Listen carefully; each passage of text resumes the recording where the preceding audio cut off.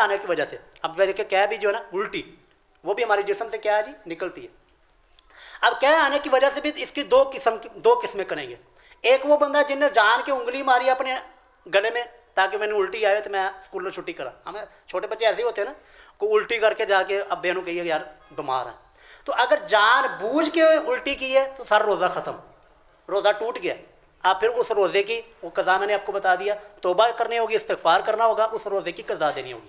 لیکن اگر جان بوجھ کے الٹی نہیں کی، خود بخود ہی آ گئی، خود بخود ہی آ گئی، پھر اس بندے کو جی دو اختیار ہیں، چاہے تو وہ اپنا اس روزے کو پورا کر لے، بعض دفعہ ایسے ہوتا ہے نا کہ انسان نے الٹی کی تو جو انسان نے کھایا پیا تھا وہ سارا کچھ ہی باہر آ گیا، تو اب جی پورا دن پڑا ہے، وہ کیسے بیچارہ روزہ رکھے گا؟ تو اس کے لیے دو اختیار شریعت نے دیے ہیں، یا تو وہ جو ہے نا صبر شکر کر کے پورا روزہ جو ہے نا گزار سکتا ہے تو گزار لے، لیکن اگر نہیں گزار سکتا تو پھر جو ہے نا حدیث ہے سنن نبی داؤد کی 2381 حدیث کا نمبر ہے، رسول اللہ صلی اللہ علیہ وسلم کو بھی اس طرح جو ہے نا کہہ آئی، آپ نے روزہ افطار کر لیا، کیونکہ بعد میں آپ کے لیے نبھانا اس روزے کو مشکل تھا، تو روزہ جو ہے نا آپ نے افطار کر لی۔ بسم اللہ الرحمن الرحیم،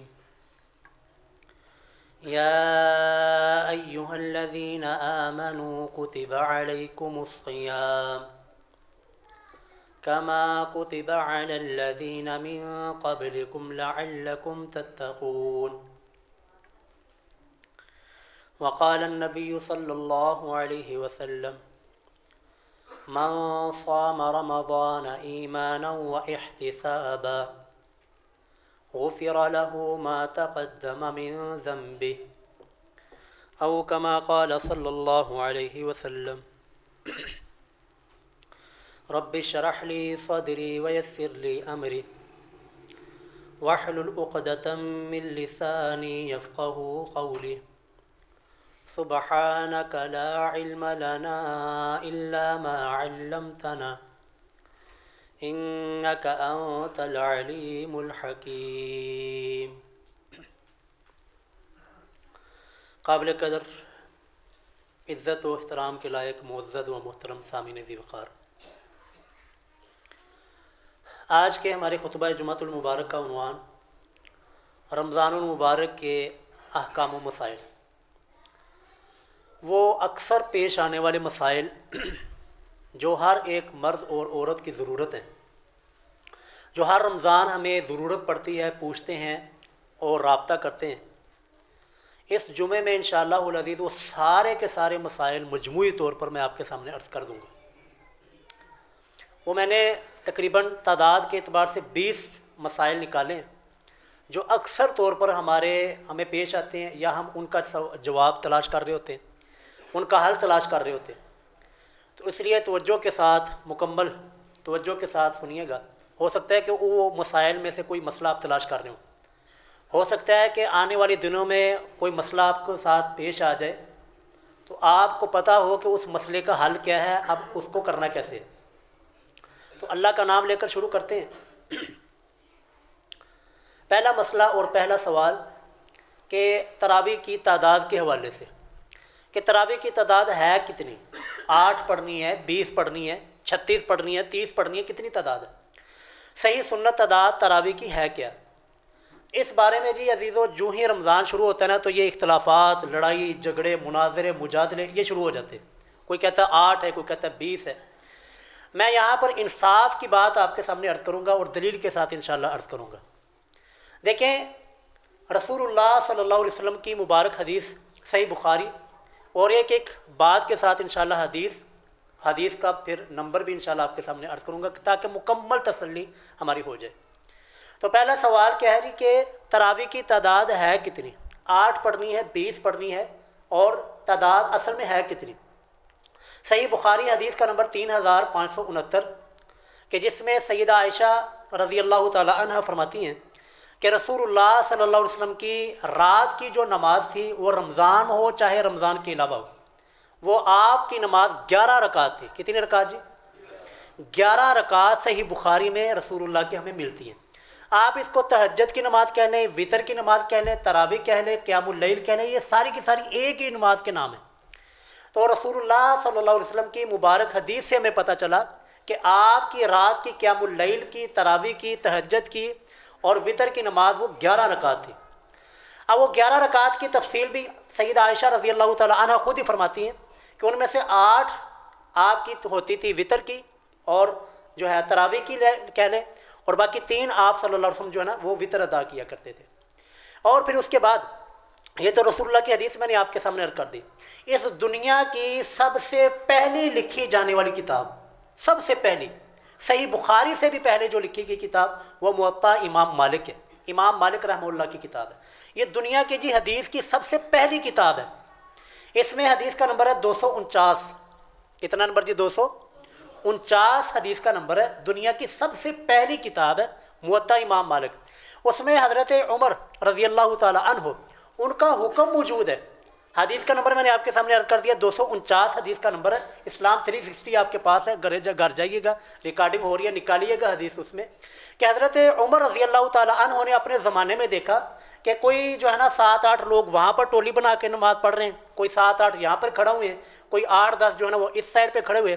تو حضرت عمر رضی اللہ تعالیٰ عنہ نے تمام لوگوں کو ایک امام کے پیچھے جمع کیا، حضرت تمیم داری اور حضرت ابی بن کعب، ٹاپ کے قاری رسول اللہ کے زمانے کے۔ حضرت عمر نے ان 2 قاریوں کے پیچھے تمام لوگوں کو جمع کیا اور پھر حکم دیا کہ لوگوں کو جی 11 رکعت رسول اللہ کی جو سنت نماز ہیں وہ پڑھائیں۔ کتنی رکعت جی؟ 11 رکعت۔ تو موطا امام مالک جو حدیث کی سب سے پہلی کتاب ہے، اور اس میں حضرت عمر رضی اللہ عنہ حکم دے رہے ہیں، کہتے ہیں نا حکم دکھاؤ سانو، تو وہ حکم بھی یہاں پر موجود ہے کہ حضرت عمر نے 11 رکعت ہی تراویح پڑھانے کا حکم دیا ہے۔ اب یہ تو کنفرم ہو گیا کہ رسول اللہ کی سنت مبارک اور حضرت عمر کا حکم وہ 11 رکعت ہی تھا، 11 رکعت ہی سنت ہے اور 11 رکعت ہی پڑھنی ہے۔ لیکن اگر کوئی اس سے زیادہ جانا چاہتا ہے تو ہمیں کوئی تکلیف نہیں ہے جی، ہم کوئی مناظرے کا چیلنج نہیں دیتے، کوئی مجادلہ نہیں کرتے، کوئی اپنے دل میں کوئی نہیں رکھتے، کیونکہ عزیزوں یہ نفل نماز ہے۔ کوئی آپ حتیٰ کہ اسی موطا امام مالک میں امام مالک 36 کا قول بھی لے کر آئیں، یعنی تراویح کی تعداد 36 بھی، کہ بعض علاقوں میں مدینہ کے بعد اہل علاقوں میں 36 کی تعداد بھی پڑھی گئی ہے، لیکن سنت تعداد وہ 11 کی ہے۔ آپ جتنی چاہتے ہیں جی 20 پڑھنی چاہتے ہیں 20 پڑھیں، 30 پڑھیں، 36 پڑھیں، آپ کی مرضی، لیکن یہ آپ لازمی ساتھ مینشن کریں کہ رسول اللہ کی مبارک سنت آپ کی تعداد وہ 11 ہیں، ہم 20 پڑھنا چاہتے ہیں پڑھیں، کوئی مسئلہ نہیں۔ ایک اس میں جو احتیاط میں نے اور آپ نے کرنی ہے کہ اس میں رسول اللہ صلی اللہ علیہ وسلم کے بلکہ قرآن کریم کا حکم ہے سورہ مزمل میں ورتل القرآن ترتیلا، کہ قرآن کو ٹھہر ٹھہر کے ترتیل کے ساتھ پڑھیں۔ ہمارے پاس آئیں یار 20 ہمیں پڑھیں اور پڑھائیں، لیکن قرآن کا جو حکم ہے کہ قرآن کو ٹھہر ٹھہر کے پڑھیں وہ حکم پورا ہونا چاہیے، چاہے آپ 20 پڑھیں 8 پڑھیں، کوئی مسئلہ نہیں۔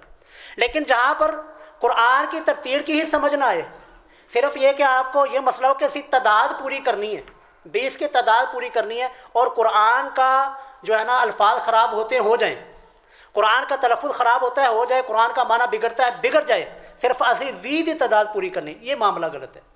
معاملہ 20 پڑھیں کوئی مسئلہ نہیں، لیکن اس میں قرآن جو ہے نا وہ ترتیل کے ساتھ پڑھا جانا چاہیے۔ اللہ رب العزت جی ہمیں اس بات کو سمجھنے کی توفیق عطا فرمائے۔ یہ پہلا سوال۔ اب دوسرا سوال، دوسرا مسئلہ ہمارے ہاں یہ بھی معروف ہے جی کہ اگر رات کو تراویح نہ پڑھی تو روزہ نہیں ہوگا۔ تو کیا تراویح کے بغیر روزہ ہو جاتا ہے؟ ہم جب چھوٹے چھوٹے تھے نا تو کبھی کبھی شوق اٹھتا تھا نا یار روزہ رکھیے، تو والدہ نے پوچھنا رات تراویح پڑھی تھی؟ نہیں پڑھی، چل جا کے تراویح پڑھ پہلے، اور تراویح پڑھا کے تراویح پڑھ کے پھر ہم روزہ رکھا کرتے تھے۔ یہ ذہن میں یہ خیال تھا کہ اگر تراویح نہیں پڑھی تو روزہ نہیں ہوگا۔ آج بھی جدید زمانے کے اندر بھی لوگوں کے ذہن میں یہ سوال آتا ہے۔ تو عزیزو اس تراویح کا اور روزے کا کوئی تعلق نہیں آپس میں۔ تراویح ایک الگ عبادت ہے اور روزہ ایک الگ عبادت ہے۔ اس تراویح کو روزے کے ساتھ جوڑنا کہ اگر تراویح نہیں ہوئی تو روزہ بھی نہیں ہوگا، یہ بالکل جاہلانہ بات ہے۔ اگر آپ نے تراویح پڑھی بہت اچھی بات ہے اور بہت ہی ثواب کا کام ہے۔ رسول اللہ نے فرمایا من قام رمضان، جس نے رمضان کے مہینے میں قیام کیا، قیام اللیل کیا، تراویح پڑھائی، ایمانا و احتسابا، ایمان کی حالت میں اور ثواب کی نیت سے، تو غفر له ما تقدم من ذنبہ، اس کے پچھلی زندگی کے سارے گناہ معاف۔ تو یہ تراویح ایک الگ عبادت ہے، روزہ ایک الگ عبادت ہے۔ اگر کوئی تراویح نہیں پڑھ سکا یا کسی عذر کی وجہ سے اس نے چھوڑ دی تو روزہ اس کا جو ہے نا انشاءاللہ مکمل طور پر صحیح ہوگا، کیونکہ اس کا دونوں کا آپس میں کوئی تعلق نہیں ہے، دونوں الگ الگ اپنی طور پر عبادات ہے۔ تیسرا سوال جی، اور تیسرا مسئلہ یہ بہت اہم مسئلہ ہے۔ یہ اس مسئلے میں بھی غلط فہمی کا شکار تھا، لیکن ابھی جب میں نے تحقیق کی اور احادیث کو پڑھا تو پھر میں نے بھی رجوع کی ہے۔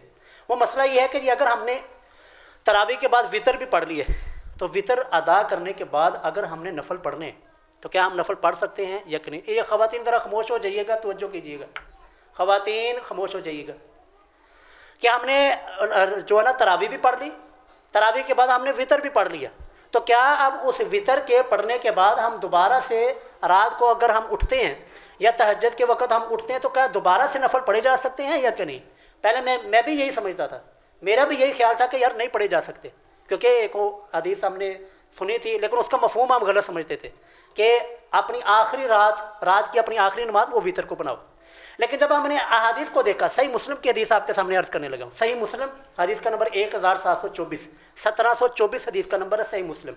اس میں ہے کہ رسول اللہ صلی اللہ علیہ وسلم وطر کی نماز پڑھتے اور پھر وطر کی نماز پڑھنے کے بعد 2 رکعتیں آپ بیٹھ کر پڑھا کرتے تھے۔ صحیح مسلم حدیث کا نمبر 1724۔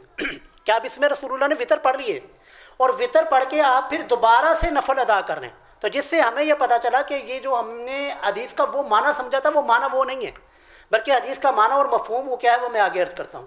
تو ایک تو معاملہ یہ کلیئر ہو گیا کہ اگر ہم نے وطر پڑھے ہوں اور پھر دوبارہ بھی ہمیں موقع مل جائے، یعنی ہم رات کو جاگ جائیں، جو ہے نا آنکھ کھل جائے، اس وقت ہم دوبارہ سے نفل پڑھ سکتے ہیں، کوئی قسم کی قباحت نہیں ہے۔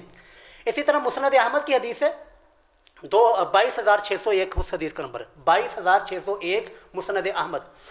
اس حدیث میں اس رسول اللہ کی جو وطر کے بعد جو نفل تھے نا، جو آپ وطروں کے بعد بیٹھ کر نفل پڑھا کرتے تھے، ان کی جو ہے نا قرات بھی بیان کی گئی ہے کہ ان 2 رکعتوں میں آپ صلی اللہ علیہ وسلم پہلی رکعت میں سورہ زلزال پڑھا کرتے تھے اور دوسری رکعت میں قل یا ایھا الکافرون پڑھا کرتے تھے۔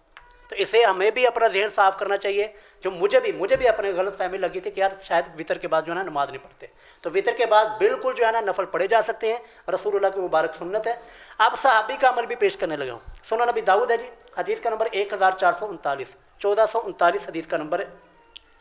حضرت طلق بن علی رضی اللہ تعالی عنہ یہ کسی دوسری مسجد میں جاتے ہیں اپنے رشتہ داروں کے ہاں، تو وہاں پر جب لوگوں نے دیکھا یار صحابی رسول ہے طلق بن علی رضی اللہ تعالیٰ عنہ، بڑے جلیل القدر صحابی ہیں، تو ان سے کہا کہ جی آپ ہمارے پاس آئے ہیں، افطاریہ آپ نے ہمارے پاس کی ہے، تو آپ نا آج ہمیں قیام اللیل آپ کروائیں، آپ تراویح آج ہمیں آپ پڑھائیں۔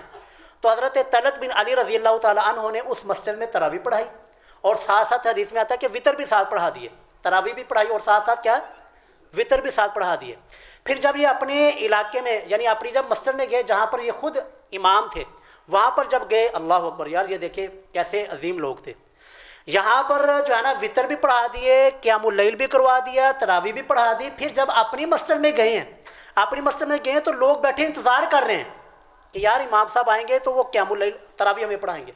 تو انہوں نے آگے پوچھا ابھی تک تم نے تراویح قیام اللیل نہیں کیا؟ کہنے لگے جی آپ ہمارے امام ہیں، آپ نے ہی آ کر تراویح پڑھانی تھی، آپ نے ہی آ کے ہمیں قیام اللیل کرانا ہے۔ دیکھیں کتنی امام کی عزت تھی، کتنا احترام تھا کہ امام نہیں آیا تو انتظار کر رہے ہیں، وہ کسی نے کوئی جملہ بھی نہیں کسا، تیری وجہ تو اسی لیٹ ہو گئے، کوئی جملہ نہیں کسا، بلکہ کیا کہہ رہے ہیں جی آپ ہمارے امام ہیں، آپ نے ہی آ کر جو ہے نا ہمیں قیام اللیل اور تراویح پڑھانی تھی۔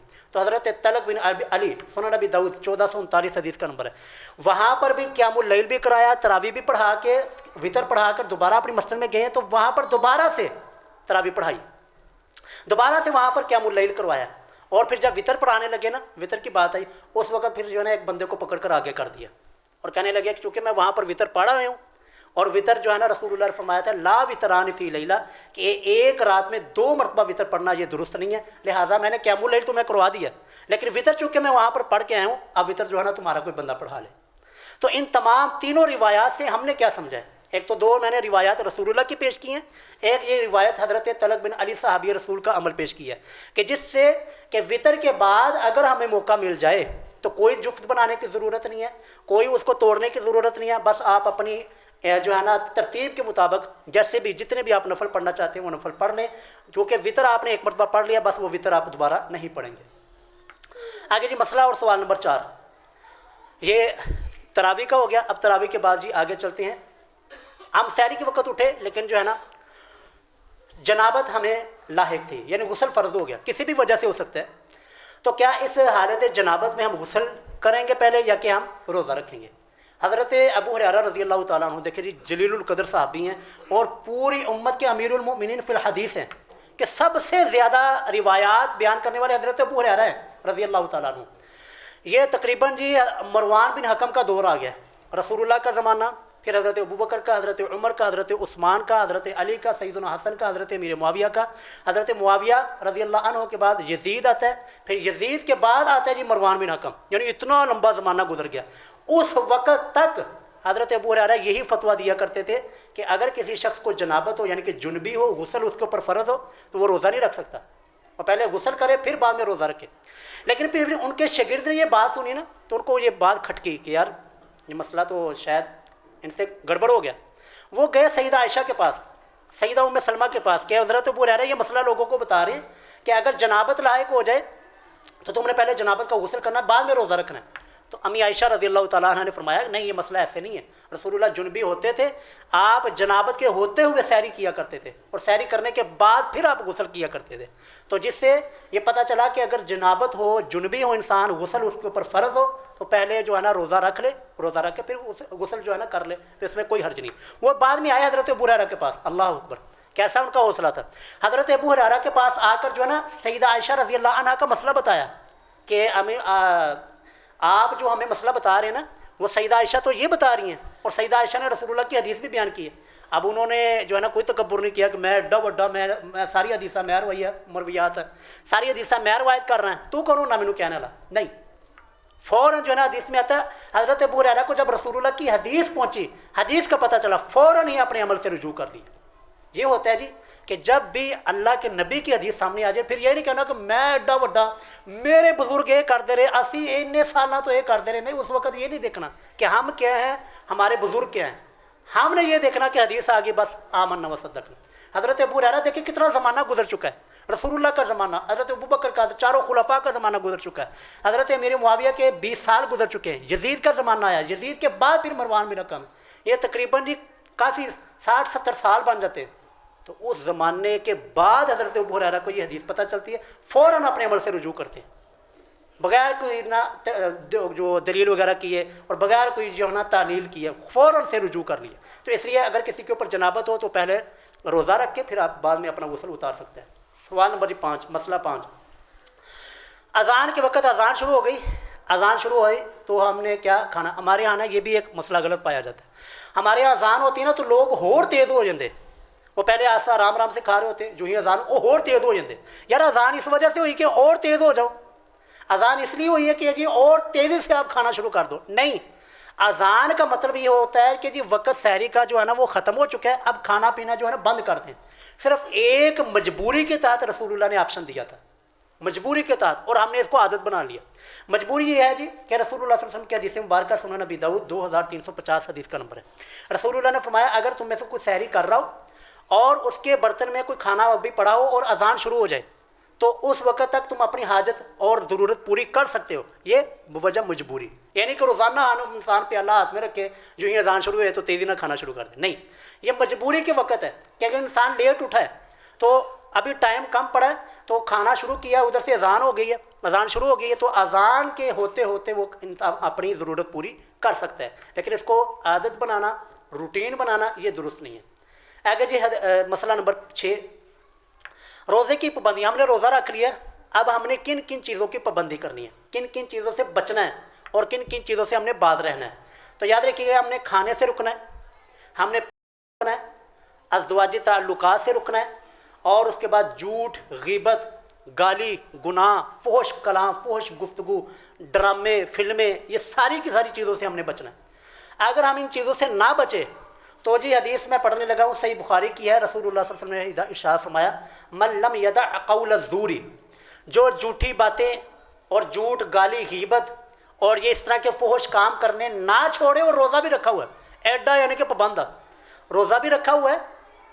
یہ خواتین خاموش ہو جائیں، خواتین خاموش ہو جائیں، آپ کو خدا کا واسطہ ہے، اللہ کا واسطہ ہے، خاموش ہو جائیں. تو روزہ بھی رکھا ہوا ہے انسان نے، اور ساتھ ساتھ جو ہے نا وہ فلمیں بھی لگا کے بیٹھا ہوا ہے، فحش گفتگو بھی ہو رہی ہے. تو رسول اللہ فرماتے ہیں کہ اگر کوئی اس طرح کا بندہ جس نے روزہ بھی رکھا ہو ساتھ یہ کام بھی کر رہا ہے تو فلیس للہ حاجۃ، اللہ کو اس کے بھوکا رہنے کی، پیاسا رہنے کی کوئی حاجت نہیں ہے، کوئی ضرورت نہیں اس کو. نہ ہی اس کو کوئی عمل ملنے والا ہے. تو یہ چیزوں کی ہم سب نے جو ہے نا پابندی کرنی ہے، چاہے کوئی مرد ہے یا کوئی عورت ہے. تو اس نے یہ نہیں کہ ٹائم پاس کرنے کے لیے چل نہیں فلانی دی گل شروع کر لی ہے، فلانے کی جو ہے نا غیبت شروع کر دی، چلو ٹائم لنگ جائے گا. ٹائم نہیں گزارنا، قرآن پڑھیں، تلاوت کریں اور باقی ذکر و اذکار میں مشغول ہو جائیں تاکہ آپ کا ٹائم اچھی طرح گزر سکے. ان چیزوں سے آپ نے بچنا ہے. آگے جی 7واں مسئلہ کہ کن وجہوں سے روزہ ٹوٹ جاتا ہے، یعنی کون کون سی وہ چیزیں ہیں جن کی وجہ سے روزہ ٹوٹ جائے گا، روزہ ختم ہو جائے گا. ان چیزوں سے ہم نے بچنا ہے. وہ پہلی چیز جی انسان نے جان بوجھ کر کھا لیا. اگر بھول کر کھایا پیا تو اس سے روزہ نہیں ٹوٹتا. لیکن اگر جان بوجھ کے انسان نے کھایا یا جان بوجھ کر انسان نے پی لیا، کوئی ازدواجی تعلق قائم کر لیا، یا ایام مخصوصہ اور خواتین کے لیے جو مسئلہ ہے ایام مخصوصہ شروع ہو گئے، یا کسی بچے کی پیدائش ہو گئی، تو ان تمام صورتوں میں جی روزہ ختم ہو جائے گا. روزہ جو ہے نا اسی وقت ٹوٹ جائے گا. پھر اگلا مسئلہ ہے مسئلہ نمبر 8 کہ اس روزے کی پھر قضا کیسے کرنی ہے. کہ اگر روزہ ٹوٹ گیا یا ہم نے جان بوجھ کے توڑ دیا، پھر اس روزے کا قضا اور کفارہ کیا ہے. تو دیکھیے جی یہ اب سوال جو نا تھوڑا تفصیل طلب ہے کہ اگر تو روزہ اللہ نہ کرے، اللہ ہم سب کو معاف فرمائے، اللہ ہم سب کی حفاظت فرمائے، کہ اگر روزہ ازدواجی تعلق کی وجہ سے توڑا ہے، جان بوجھ کے ازدواجی تعلق قائم کر لیا، تو اس کا کفارہ اور قضا تو جی بہت سخت ہے. ایک تو غلام آزاد کرنا، غلام آج کل ویسے ہی نہیں ہوتے، اور اس کے بعد یا پھر 60 لگاتار روزے رکھنے. ایک روزہ توڑا اگر ازدواجی تعلق کی وجہ سے تو 60 مسلسل ہمیں روزہ رکھنے پڑیں گے. اگر 60 روزے بھی نہیں رکھ سکتے تو پھر 60 مسکینوں کو کھانا کھلانا پڑے گا. یہ اس صورت میں ہے جب انسان روزہ اپنا توڑے ازدواجی تعلق قائم کر کے، پھر اس کی یہ قضا اور کفارہ ہے. لیکن اگر ایام مخصوصہ خواتین کے لیے شروع ہو گئے یا بچے کی پیدائش ہوگی تو پھر بس روزہ ختم ہو جائے گا. اس کی صرف قضا کرنی ہے، کفارہ کوئی نہیں ہے. قضا صرف کرنی، یعنی جتنے روزے رہ جائیں گے خواتین کے لیے وہ اپنے ان باقی دنوں میں قضا کر لیں گی. ان کی تعداد دیکھ لیں، 2 رہ جائیں، 10 رہ جائیں، 5 رہ جائیں، ان کے باقی دنوں میں وہ قضا کر لیں گی. لیکن اگر کھانے پینے کی وجہ سے روزہ توڑا ہے کہ انسان نے جان بوجھ کے کھایا، جان بوجھ کے پیا، پھر انسان نے روزہ توڑا ہے، تو پھر اس صورت میں توبہ بھی کرنی ہوگی، استغفار بھی کرنا ہوگا، اور ساتھ میں جو روزہ توڑا ہے اس کی قضا بھی دینی ہوگی. اس کی جتنے بھی یعنی کہ انسان نے روزے توڑے اس کی قضا بھی دینی ہوگی. آگے جی مسئلہ نمبر 9 جو کو عموماً طور پر ہمیں پیش آتا ہے کہ جی روزے کی حالت میں، یہ سارے کے مسئلے میں ایک ہی جگہ پہ جمع کر رہا ہوں. روزے کی حالت میں جی ٹیکا لگوانا اور خون کی بوتل لگوانا یا پانی کی بوتل لگانا یا کیلشیم کی کسی بھی چیز کی جو بوتل ہے یا ٹیکا ہے جو اپنے جسم کے اندر لگوانا، اس سے روزے کا کیا حکم ہے. اس سے جی روزہ آپ کا ٹوٹ جائے گا. کیونکہ صحیح بخاری میں نا ایک اصول ذکر کیا گیا ہے تابعین حضرت عبداللہ بن عباس رضی اللہ تعالیٰ عنہ کی طرف سے. حضرت عبداللہ بن عباس رضی اللہ عنہ فرماتے ہیں، صحیح بخاری حدیث کا نمبر 1938 حدیث کا نمبر ہے. وہ فرماتے ہیں کہ ہر وہ چیز جو جسم میں داخل کی جائے اس کی وجہ سے روزہ ٹوٹ جائے گا. جو چیز جسم سے نکلے یعنی خون نکل آئے، وہ باقی آگے مسائل آ رہے ہیں، جو چیز جسم سے نکلے گی اس کی وجہ سے روزہ نہیں ٹوٹے گا. جو چیز جسم میں داخل کی جائے گی اس کی وجہ سے روزہ ٹوٹ جائے گا. اب دیکھیں جی ابن عباس رضی اللہ عنہ کا اتنا کوئی ایک لائن کا فرمان ہے، لیکن ہماری زندگی کے کتنے مسائل اس سے حل ہو رہے ہیں. ٹیکا لگایا، ٹیکے کی وجہ سے ہمارے جو ہے نا جسم کے اندر جو بھی ہے نا وہ اندر چیز جاتی ہے. بوتل لگائی، اندر جسم کے اندر چیز جاتی ہے. خون لگایا، خون بھی جسم کے اندر جاتا ہے. تو جو بھی چیز ہمارے جسم میں داخل ہوگی، چاہے ہم کسی بیماری کی وجہ سے کروا رہے ہیں یا جس بھی وجہ سے، جو بھی چیز ہمارے جسم میں داخل ہونے کے لیے معاملہ ہوگا اس سے روزہ ٹوٹ جائے گا. آگے جی مسئلہ نمبر 10 اور سوال نمبر 10 کیا آنے کی وجہ سے. اب دیکھیں کیا بھی جو ہے نا الٹی، وہ بھی ہمارے جسم سے کیا ہے جی نکلتی ہے. اب کیا آنے کی وجہ سے بھی اس کی دو قسمیں کریں گے. ایک وہ بندہ جن نے جان کے انگلی ماری اپنے گلے میں تاکہ میں نے الٹی آئے تو میں اسکول میں چھٹی کرا. ہمیں چھوٹے بچے ایسے ہی ہوتے ہیں نا، کوئی الٹی کر کے جا کے اب بہنوں کہیے یار بیمار ہے. تو اگر جان بوجھ کے الٹی کی ہے تو سارا روزہ ختم، روزہ ٹوٹ گیا. آپ پھر اس روزے کی وہ قضا میں نے آپ کو بتا دیا، توبہ کرنی ہوگی، استغفار کرنا ہوگا، اس روزے کی قضا دینی ہوگی. لیکن اگر جان بوجھ کے الٹی نہیں کی، خود بخود ہی آ گئی، پھر اس بندے کو جی 2 اختیار ہیں. چاہے تو وہ اپنا اس روزے کو پورا کر لے. بعض دفعہ ایسے ہوتا ہے نا کہ انسان نے الٹی کی تو جو انسان نے کھایا پیا تھا وہ سارا کچھ ہی باہر آ گیا، تو اب جی پورا دن پڑا ہے، وہ کیسے بیچارہ روزہ رکھے گا. تو اس کے لیے 2 اختیار شریعت نے دیے ہیں. یا تو وہ جو ہے نا صبر شکر کر کے پورا روزہ جو ہے نا گزار سکتا ہے تو گزار لے. لیکن اگر نہیں گزار سکتا تو پھر جو ہے نا حدیث ہے سنن نبی داؤد کی 2381 حدیث کا نمبر ہے. رسول اللہ صلی اللہ علیہ وسلم کو بھی اس طرح جو ہے نا کہہ آئی، آپ نے روزہ افطار کر لیا، کیونکہ بعد میں آپ کے لیے نبھانا اس روزے کو مشکل تھا، تو روزہ جو ہے نا آپ نے افطار کر لیا، بس اس روزے کے بعد میں قضا دے لیں گے، کوئی مسئلہ نہیں۔ اس طرح آگے مسئلہ اور سوال نمبر جی 11، یہ وہی مسئلہ ہے کہ جی جسم سے کوئی چیز نکلتی ہے، مثلا جی ہم کہتے ہیں جی خون دینا ہے، خون کسی کو پہلے تو ہے نا خون لگایا تھا وہ مسئلہ، اب ہے کہ ہم نے کسی کو خون دینے کے لیے جانا ہے، خون دینا ہے یا خون ہم نے نکال کے کوئی ٹیسٹ کے لیے دینا، خون ٹیسٹ کروانا ہے یا ہجامہ کروانا ہے، جس کو پچھلے لگانا ہے ہجامہ، کپنگ تھراپی جس کو کہا جاتا ہے، تو ان تمام صورتوں میں جی روزہ نہیں ٹوٹے گا، کیونکہ یہاں سے ان چیزیں جسم سے خارج ہو رہی ہیں، جسم سے چیزیں نکل رہی ہیں، صرف احتیاط آپ نے یہ کرنی ہے کہ ایسا نہ ہو کہ ہجامہ لگاتے ہوئے انسان بے ہوش ہوا ہو، اگر کمزوری کا ڈر ہو کہ انسان جو ہے نا ٹیسٹ کے لیے خون دے گا یا بعد میں جو ہے ہجامہ وغیرہ کرائے گا تو کمزوری ہو جائے گی، روزہ چھوڑ دیں یار، روزہ چھوڑ کے پھر اس کے بعد میں قضا کر لیں، اور کفارہ وغیرہ کچھ بھی نہیں ہے، صرف جو ہے نا اس روزے کی صرف اس وقت قضا ہوگی جب ہم جو ہے نا ان تمام چیزوں سے خون جسم سے نکالا جائے گا، نہ سوری خون دینا، خون نکلنا، خون ٹیسٹ کرانا، ہجامہ کرانا، اس سے روزہ میں نے کیا کہا تھی روزہ ٹوٹ جاتا ہے نہیں ٹوٹتا؟ نہیں ٹوٹتا، ہاں صحیح یہی ہے کہ روزہ نہیں ٹوٹتا، کیونکہ یہاں جسم سے چیزیں نکل رہی ہیں، اگر یہ ساری چیزیں جسم میں داخل ہوں گی تو روزہ ٹوٹے گا، اگر یہ چیزیں جسم سے نکلیں گی، خون نکالا جا رہا ہے، ہجامہ کیا جا رہا ہے، تو یہ ساری کی ساری چیزوں سے پھر روزہ نہیں ٹوٹے گا۔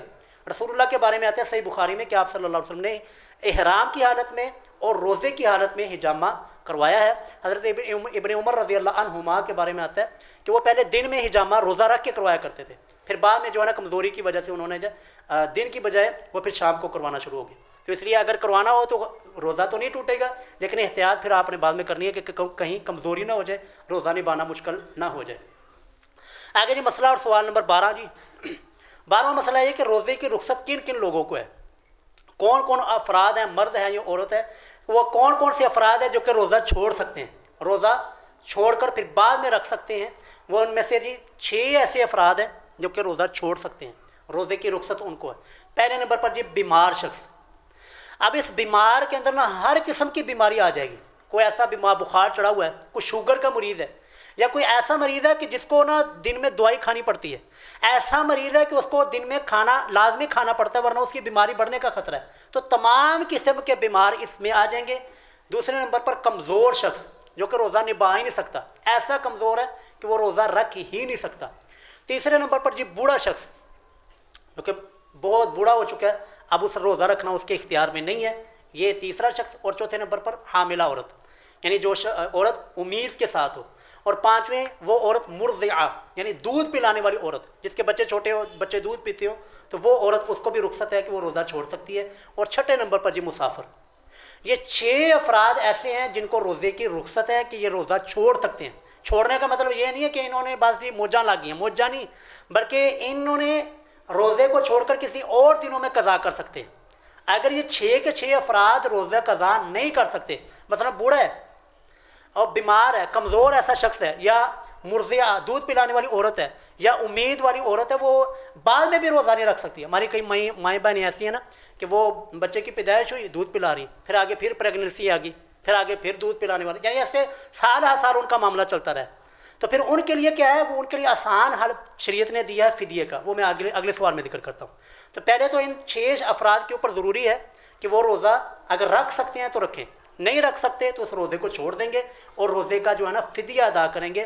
اس بارے میں جامع ترمذی کی حدیث ہے، 715 حدیث کا نمبر ہے کہ رسول اللہ صلی اللہ علیہ وسلم نے جو ہے نا امید والی عورت، حاملہ عورت اور مرضعہ دودھ پلانے والی عورت کے لیے روزے میں رخصت بیان کی ہے کہ وہ روزہ چھوڑ سکتی ہیں۔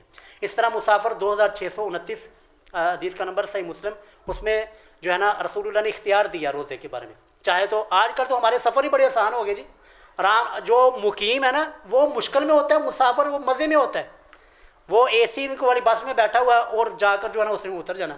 تو مسافر جو ہے نا اگر تو روزہ رکھ سکتا ہے تو وہ روزہ رکھے، نہیں روزہ رکھ سکتا تو اس کے لیے رخصت موجود ہے، وہ روزہ چھوڑ سکتا ہے۔ اب اس کے بعد جی یہ 6 کے 6 افراد اگر روزہ نہیں رکھتے اور اپنا فدیہ ادا کرنا چاہتے تو فدیہ کتنا ہے اور فدیہ کیسے ادا کرنا ہے، یہ جی 13واں سوال ہے کہ فدیہ کتنا ہے، کیسے ادا کرنا ہے۔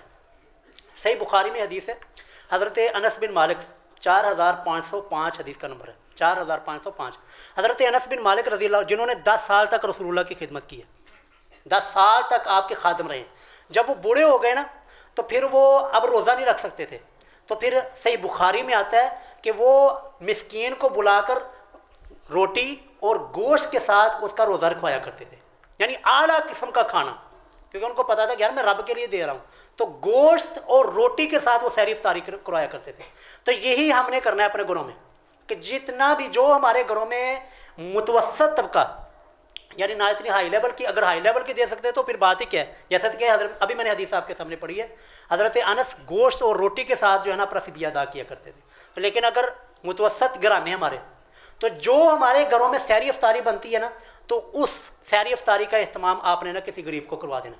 بہترین جو میں آپ کے سامنے عرض کروں گا، مجھ سے جو بھی فدیے کے بارے میں پوچھتا ہے نا، میں اس کو بہترین حال یہ دیتا ہوں، اس میں ڈبل اجر ہے۔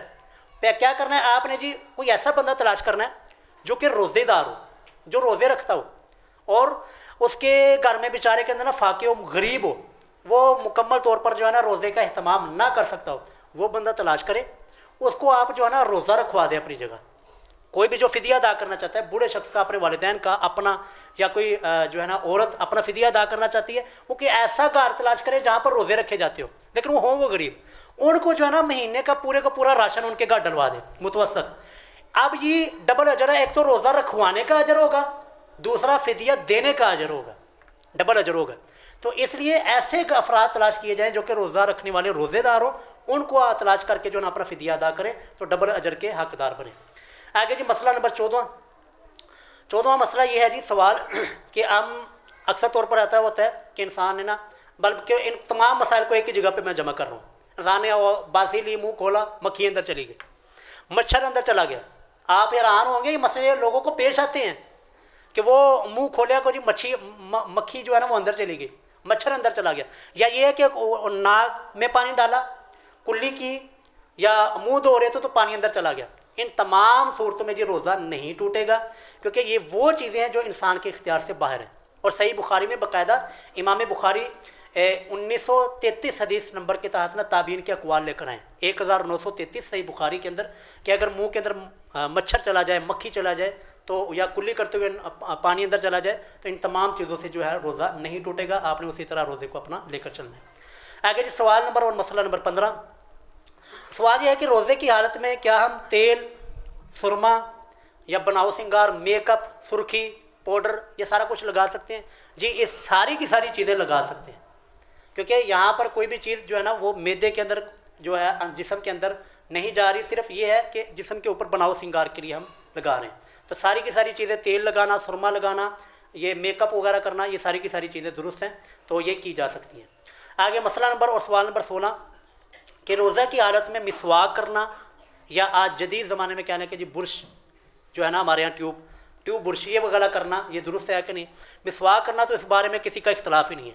صحابی کہتے ہیں کہ میں نے رسول اللہ کو اتنی روزے میں اتنی مرتبہ مسواک کرتے ہوئے دیکھا کہ میں گن نہیں سکتا کہ روزے میں آپ مسواک کر رہے ہیں۔ تو آج کا اس کا جدید ورژن آپ کہہ لیں، جدید ورژن وہ ٹوتھ برش اور برش ہے، تو کیا یہ بھی استعمال کیے جا سکتے ہیں؟ تو اجتہاد یہی ہے کہ استعمال کیے جا سکتے ہیں، کیونکہ مسواک کا بھی ایک ذائقہ ہوتا ہے، تو یہاں پر بھی ذائقہ وہ ہم جو ہے نا گلے کے اندر یا جسم کے اندر نہیں لے کے جا رہے، صرف یہ کہ دانتوں وغیرہ کی صفائی کے لیے استعمال ہو رہا ہے۔ لیکن پھر بھی جہاں پر اختلاف آ جائے نا، مسئلہ اجتہادی اور اختلاف آ جائے، اسے بچنا بہتر ہوتا ہے، اس سے احتیاط بہتر ہوتی ہے۔ یعنی اگر کوئی کر لے تو اس کے فتویٰ نہیں لانا ہو تیرا روزہ ٹوٹ گیا، ایسے روزہ نہیں ٹوٹے گا، لیکن احتیاط اس میں بہتر یہ ہے کہ آپ سحری کے وقت یا روزہ افطار کر کے اس وقت جو ہے نا آپ ٹوتھ برش کریں، تاکہ اس اختلاف سے ہم نکل سکیں۔ اختلاف والی چیزوں سے بچیں جی، کہ جہاں پر اختلاف ہو جائے نا پھر وہ راستہ اختیار کریں جہاں پر جو ہے نا اختلاف نہیں بلکہ سب کا اتفاق ہوتا ہے۔ مسواک کریں، کسی کا کوئی اختلاف نہیں ہے۔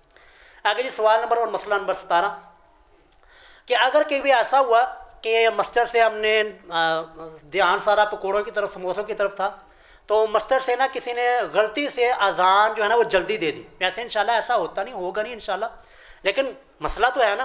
ہم یہاں بلال مرکز ہے آپ کا دیوبندیوں کا، یہ اقبال اسٹیڈیم کے قریب ہی ہم وہاں پر تھے، تو وہاں پر ایسے مسئلہ ہوا کہ وہ بزرگ تھے، ان سے نا بھول ہو گئی، انہوں نے 1 گھنٹہ پہلے ہی اذان دے دی، 1 گھنٹہ جی۔ تو لوگوں نے جو ہے نا وہ کچھ نے روزے کھول لیے اور کچھ جو ہے نا اسی میں تھے کہ یار غلطی ہو گئی۔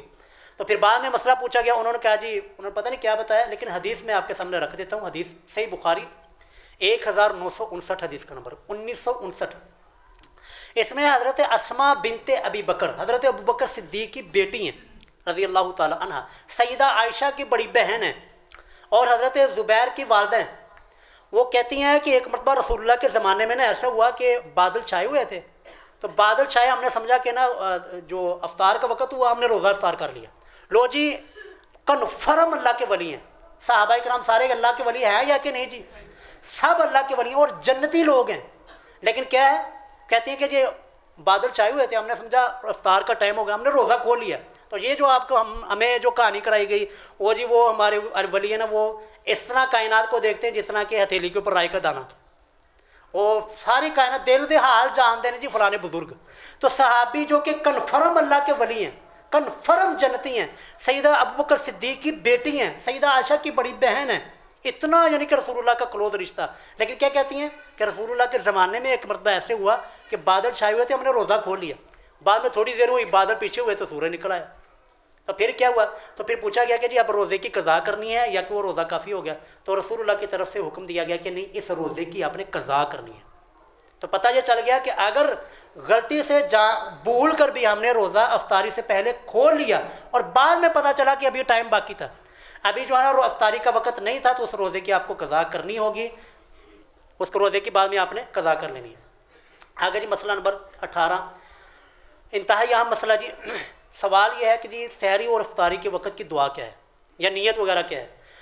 سحری کے لیے جی کوئی دعا نہیں ہے اور کوئی نیت نہیں ہے، بس جب آپ نے رات کو دودھ کو جاگ لگا لیا نا دہی کے لیے، بس یہی نیت ہے۔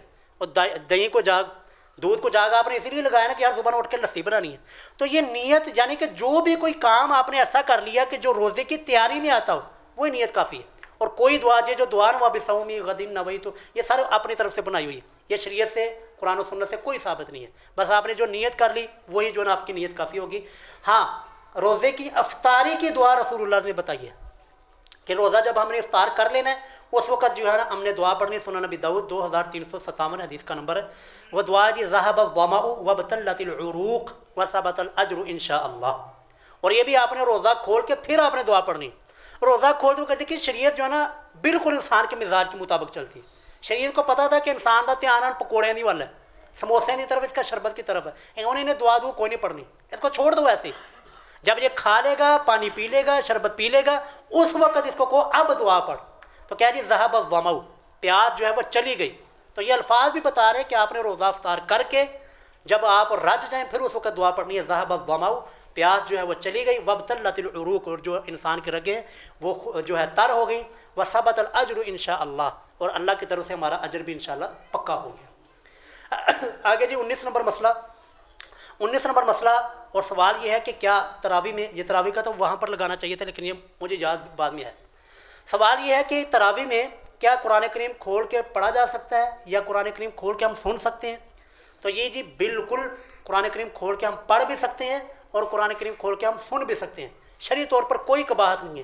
صحیح بخاری 692 حدیث کا نمبر ہے کہ جس میں حضرت عائشہ رضی اللہ تعالی عنہا کے غلام تھے ذکوان نامی، تو وہ سیدہ عائشہ فرماتی ہے کہ وہ ہماری جو امامت ہے نا وہ قرآن کریم کھول کر کروایا کرتے تھے، قرآن کریم کھول کر پھر امامت کروایا کرتے تھے۔ اور مصنف ابن ابی شیبہ یہ حدیث کی کتاب ہے جس میں صحابہ کرام کے اقوال لکھے ہوئے ہیں، اس میں کئی صحابہ کرام کے بارے میں، تابعین کے بارے میں آتا ہے کہ وہ قرآن کریم پیچھے کھول کر سنا کرتے تھے۔